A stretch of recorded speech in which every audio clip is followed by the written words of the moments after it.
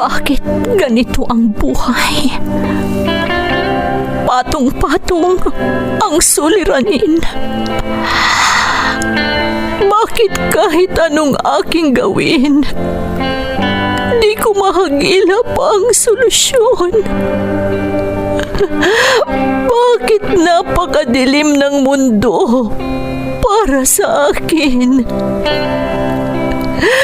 Kailan sisikat ang araw upang lumiwanag ang daang aking tinatahak? Upang lumiwanag ang aking mundo? Bakit napakailap sa akin ng magandang kapalaran? Napipili ba ang dapat mabuhay ng matiwasay? Ang dapat lumigaya? Tao rin ako. Ngunit bakit ako naisasantabi? Bakit?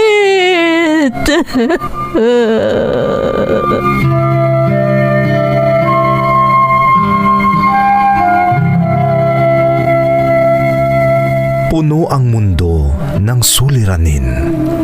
Ang solusyon, umaapaw din. Sa bawat pagpatak ng luha, katumbas nito ay ligaya. Sa tuwing sasapit ang gabi, darating ang bagong umaga. At sa tuwing tayo ay nadarapa, sa ating pagtingala, may malalakas na bisig na handang humatak sa ating muling pagtindig. Bakas ng lumipas.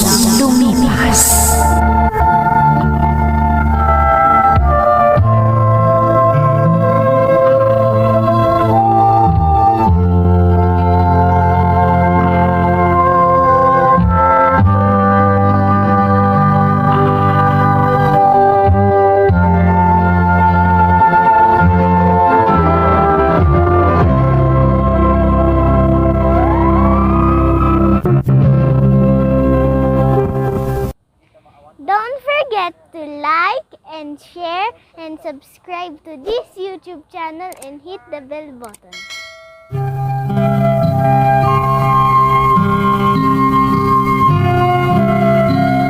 Magandang araw sa inyong lahat. Ang kwentong bibigyan natin ng buhay ngayon ay hango sa karanasang ipinadala ni Lisel na nasa Hong Kong. Ganito ang isinasaad ng kanyang sulat. Dear Ate Emmy, itago niyo na lang po ako sa pangalang Lisel at nandito ako sa Hong Kong. Ang mga kapwa ko OFW dito ang dahilan kung bakit ko nalaman ang YouTube channel niyo at ilang karanasan na rin ng mga kapwa ko listeners ang narinig kong naisadula ninyo. Dahil dito, nahikayat akong ibahagi rin ang aking kwento. 2015 nung una akong mag-abroad, at ilang beses na akong nagpabalik-balik dahil dito ako nakakilala ng mga mabubuting tao. Napakaswerte ko ate dahil kahit biglang dumating ang pandemic, may trabaho pa rin ako para makapagpadala ako sa pamilya ko sa Pilipinas. Ang karanasan ko ate ay nangyari noong ako ay nasa ating bansa pa. At sana mapili ang kwento ko na may sadula sa pamamagitan ng iyong programa.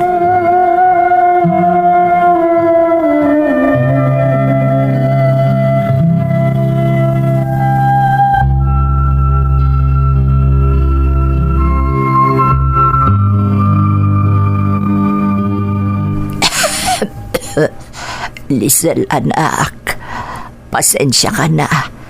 Ikaw muna ang mag-asikaso sa mga alaga nating hayop. Masama kasi ang pakiramdam ko. Inuubo ako. Huwag kayong mag-alala, inay. Ako na ang bahala. Ay, masakit na nga ang dibdib ko, anak. Grabe kasi ang ubo ko. Kaya nga magpahinga na lang kayo. Uminom na ba kayo ng gamot? Wala na akong gamot, anak. Ano? Bakit hindi niyo sinabi? Sana nabilhan ko kayo. Ay, hindi na, anak. Gagaling din ako. Ay, hindi pwede, Nay. Sandali lang at bibili ako sa tindahan para makainom kayo. Hindi pwedeng pabayaan yan. Baka lumala pa. Lisel, Sandali lang. Bibili lang ako ng gamot para makainom na kayo.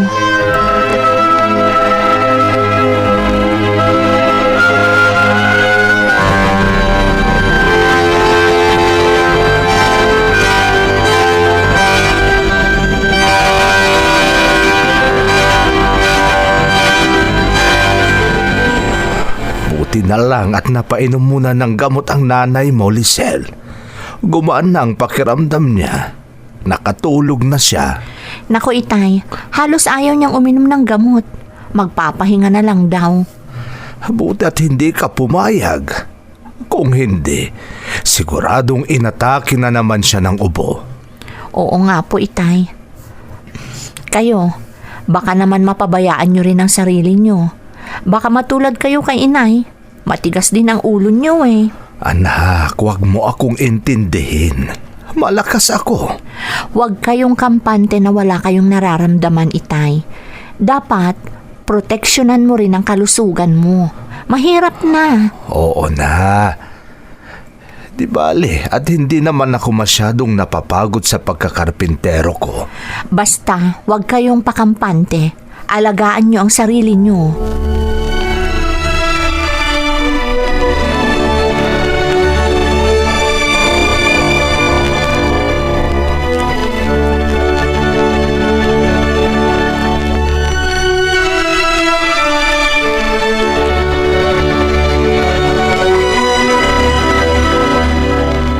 Oh, bakit nandito na kayo, Itay?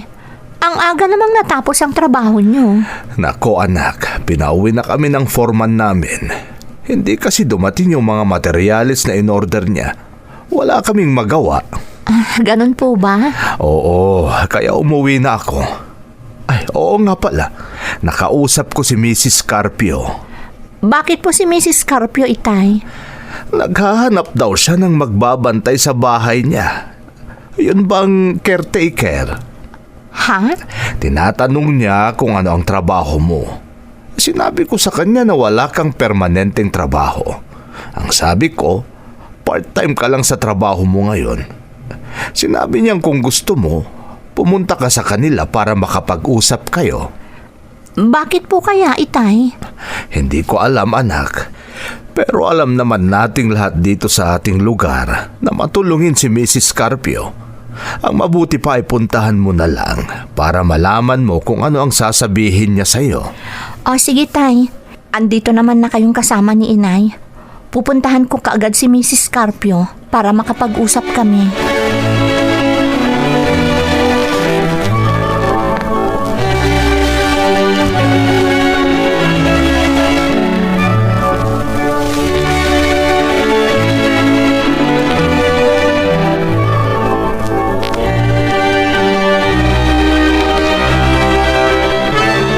Alam kong mapagkakatiwalaan kita, Lisel.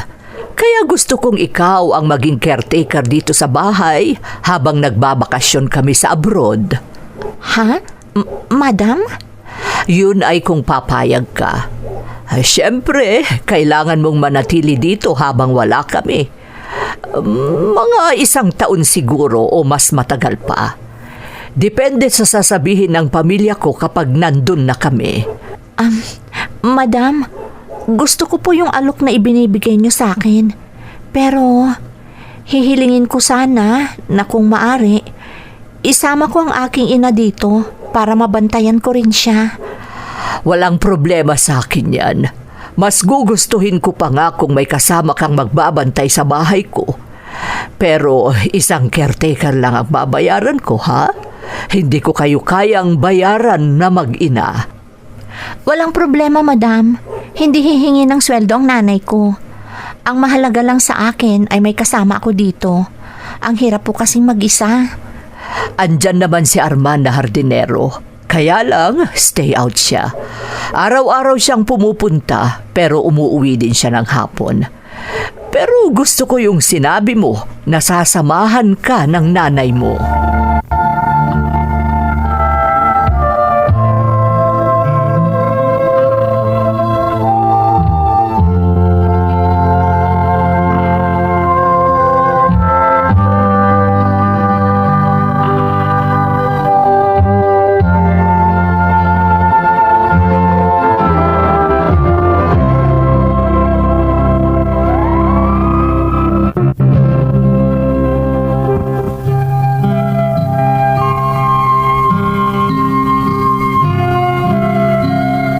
Malaking tulong sa akin at sa pamilya ko ang pagiging caretaker ko sa bahay ni Mrs. Carpio, Ate Emmy. Bukod sa sahod ko bilang caretaker, komportable din ang nanay ko sa paninirahan namin sa malaking bahay, kaya hindi na siya madalas magkasakit. Ang tatay ko ang naiwan sa bahay namin, pero tuwing kainan, pumupunta siya sa bahay na binabantayan namin para magsalo-salo kaming kumain. Naging close din kami ni Arman na hardinero ni Mrs. Carpio dahil mabait din siya. Hanggang sa magkarelasyon na kami ni Arman.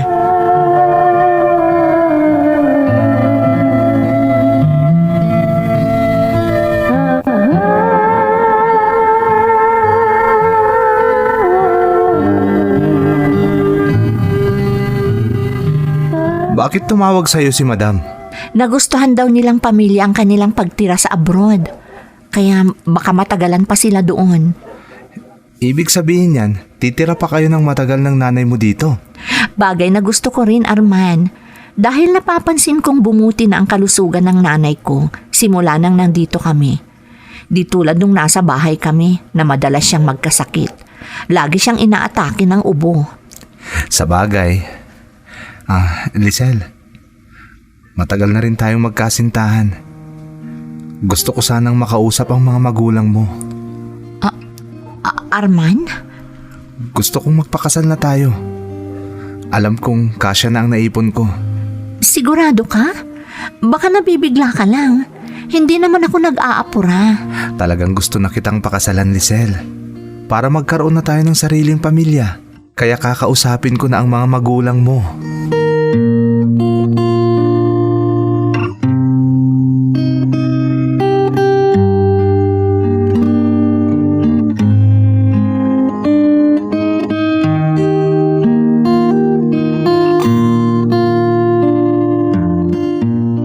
Kung ganyan ang desisyon nyo, hindi kami tututol. Nasa tamang edad ka na, Lisel, para magdesisyon para sa sarili mo. Salamat at naiintindihan niyo kami, Itay. Salamat po. Pinapangako kong hindi ko pababayaan si Lisel. Totoo ako sa kanya at hindi po siya malulungkot sa akin. Salamat, Arman. Inaasahan namin yan. Nag-iisang anak namin si Lisel, kaya wag mo sana siyang pabayaan. Hindi po mangyayari yan dahil mahal na mahal ko si Lisel. Pwede niyo po siyang tanungin kung gaano ko siya kamahal. Tama ang sinabi ni Arman, Inay. Ramdam ko po yan at mahal na mahal ko rin siya. O kung ganon, wala palang problema. Bukod sa nagmamahalan kayong dalawa, kinausap nyo rin kaming mga magulang ni Lisel ng maayos. Kaya walang problema sa amin.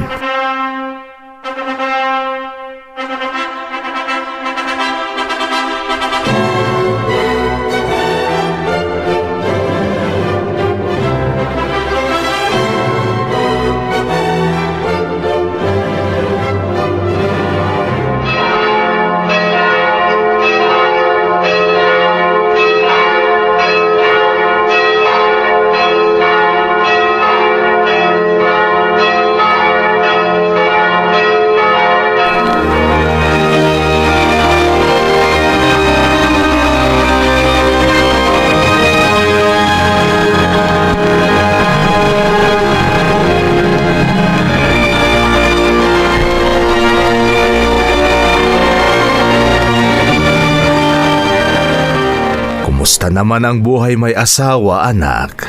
Okay naman po, Itay. Wala naman pong problema. Mabuti naman kung ganon.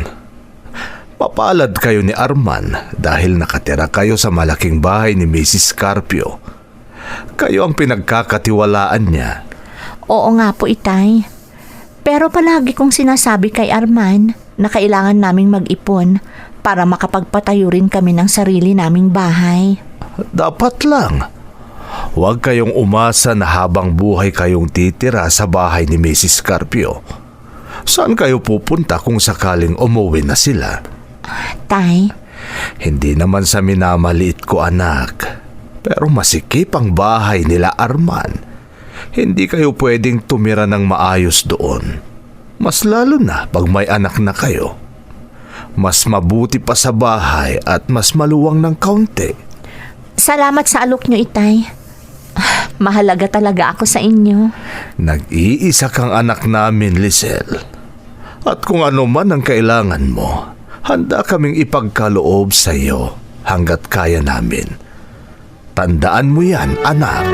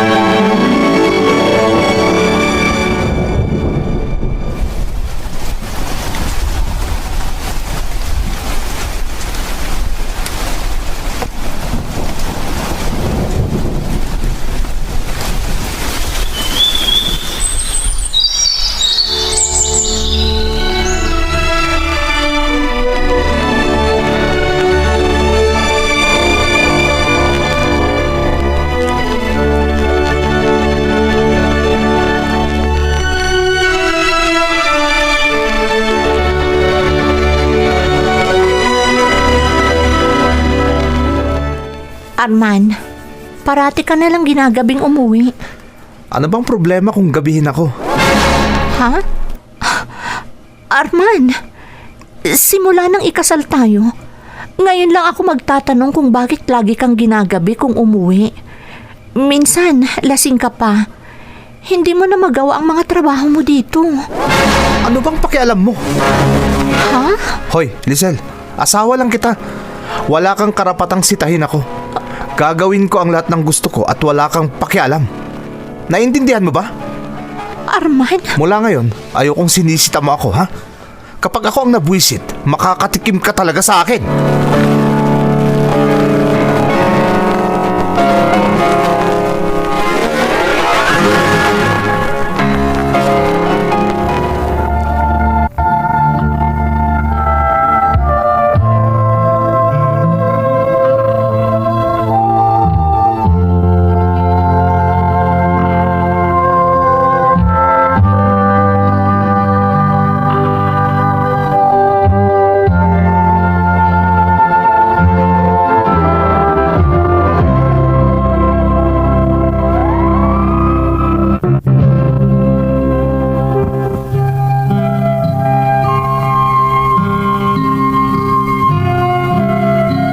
wala pang isang taon mula nang ikasal kami ni Arman, lumabas na ang tunay niyang ugali, Ate Emmy.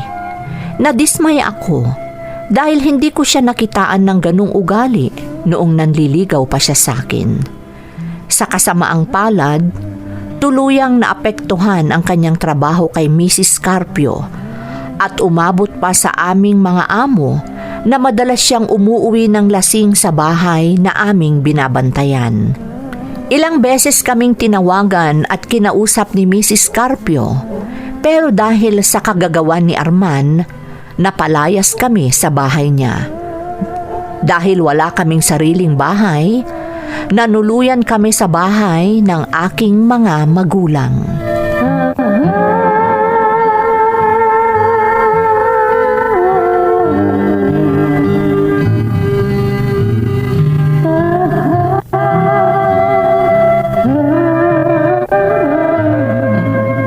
Ang mabuti pa siguro, Arman, mangingibang bansa ako para mas madali tayong makaipon. Ayan. Yan ang pinakamabuting sinabi mo, Lisel. Ha? Sige, mag-abroad ka na para mas malaki ang sweldo mo doon. Para yumaman tayo agad. Oh, bakit ka napabuntong hininga? Paano naman? Puro sweldo at pagyaman ang sinasabi mo. Hindi mo man lang isipin kung ano ang magiging kalagayan ko doon. Napakaarte mo naman. Gusto mong mag-abroad, di ba? Tapos, ang magiging kalagayan mo doon ang iniisip mo? Natural, magiging katulong ka doon. Ha? Alangan namang maging boss ka. Pareho lang tayong walang pinag-aralan. Pareho lang tayong naghihirap dito sa Pilipinas. Ibig sabihin, kung mag-a-abroad ka, magiging katulong ka. Ganyan lang kasimple yan, Disel.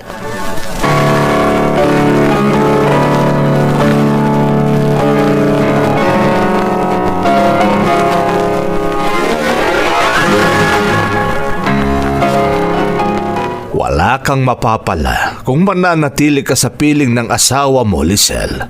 Kung ano ang plano mo, susuportahan ka namin. Itay, Ang iniisip ko lang, anak, ay kung kakayanin mo kaya. kaya ko, Itay. Mabuti na lang at wala pa kaming anak ni Arman. Dahil kung meron, baka hindi ko gugustuhin mapalayo sa kanya. Pero iniisip ko kayong mga magulang ko, lalo na ang nanay. Wala kang dapat ipag-alala, anak. Dahil simula nang bumalik ang nanay mo dito, noong ikasal ka kay Arman, bihira na siyang magkasakit. Kaya wag mo na kaming alalahanin dito, anak. Itay, Sige na, asikasuhin mo ang mga kailangan mong asikasuhin sa pangingibang bansa. Tutulungan ka namin. salamat po, Itay. Hindi ko makakalimutan ang tulong niyo sa akin. Basta mag-ingat ka na lang sa abroad kung sakaling makarating ka doon, anak. Ingatan mo ang sarili mo dahil ayaw naming may mangyaring masama sa'yo.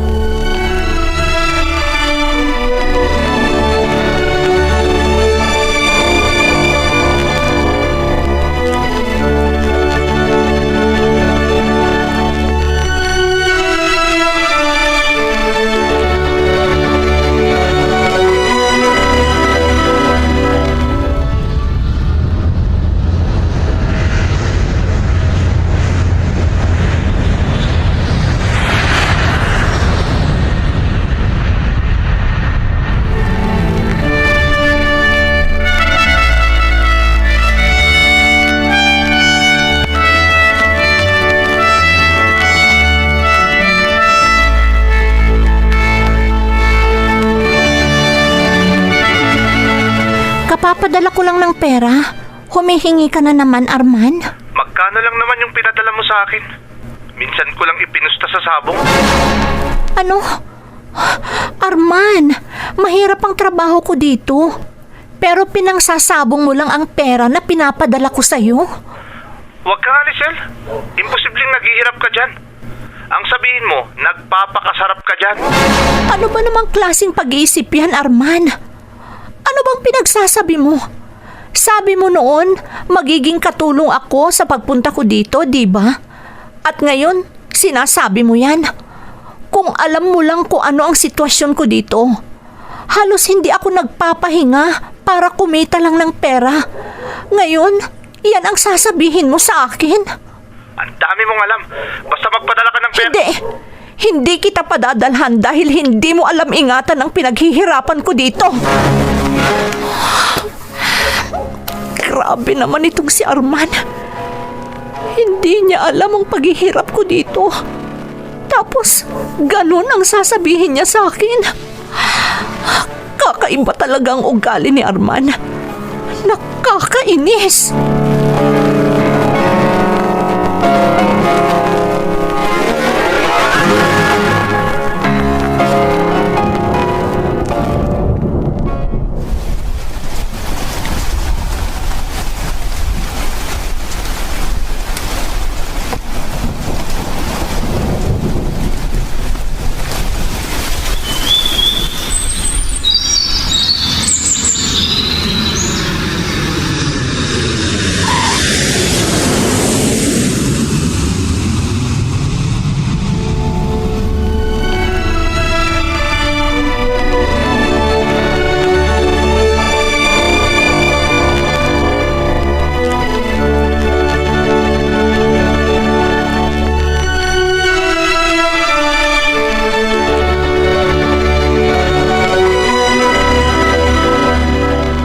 Lisel, anong plano mo ngayong nakauwi ka na? Haharapin ko si Arman, Itay.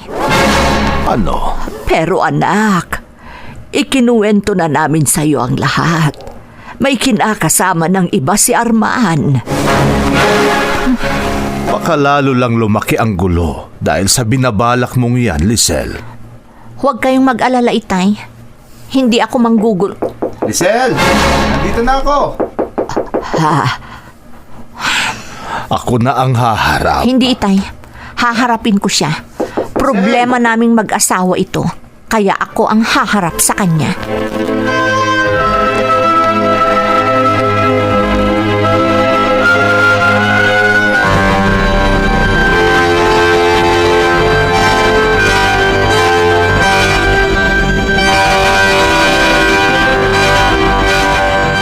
Anong sinabi mo, Lisel? Nakisama ka na sa ibang babae. Kaya ituloy mo na yan. Ano?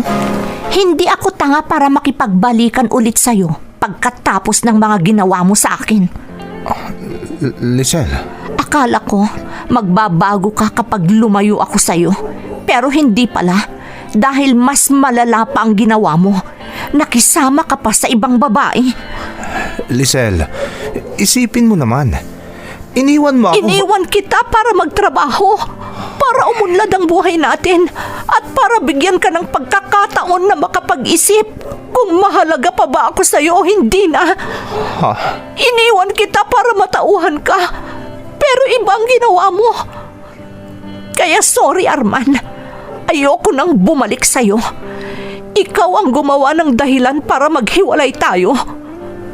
Alam kong wala akong kasalanan.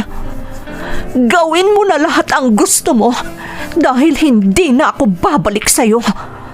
Malaya ka na, Arman.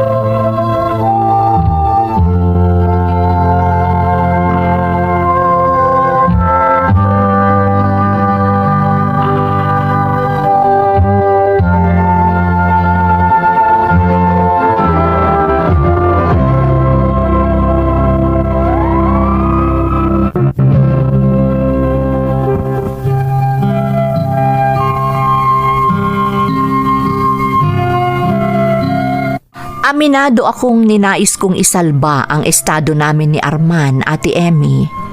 Pero sa pagkakataong yun, kailangan kong mamili at pinili ko ang sarili ko at ang aking mga magulang kaysa makisamang muli kay Arman dahil alam kong hindi na magbabago ang ugali niya at hindi nga ako nagkamali dahil balitang-balita na nakakaawa ang kinakasama niya sa piling niya. Pero gaya nga ng sabi ko, wala na akong pakialam sa kanya. At kung ano ang kinikita ko ngayong nandito ako sa abroad, ipinapadala ko na sa aking mga magulang. Naayos na rin namin ang aming lumang bahay at ang lupang sinasaka ng aking ama ay sa amin na ngayon. Kahit mahirap ang trabaho dito sa abroad, alam kong mabubuhay kami dahil alam kong matipid ang mga magulang ko. Dahil gaya nga ng sabi nila sa akin noong huli akong umuwi, sapat na ang naidulot kong ginhawa para sa kanila. At lahat ng pinapadala ko, iniipon na nila ngayon para sa akin at sa magiging pamilya ko kung sakaling magkakaroon pa ako ng sarili kong pamilya. Ito ang aking kwento. Lubos na gumagalang, Lisel. Lisel, salamat at ipinagkatiwala mo sa amin ang iyong karanasan. May mga tao talaga na lumalabas lang ang tunay na ugali kapag matagal na kayong magkasama at yon ang nangyari sa inyong mag-asawa. Mabait siya noong una, Pero nang maglaon ay lumabas na ang tunay niyang ugali. Naniniwala akong dadating din ang tamang tao para sa iyo. Pero bago ang lahat, ayusin mo muna ang estado mo para walang magiging problema pagdating ng araw. Muli, maraming salamat sa pagbabahagi ng iyong kwento dito sa ating programa, Bakas ng Lumipas. Di mabubura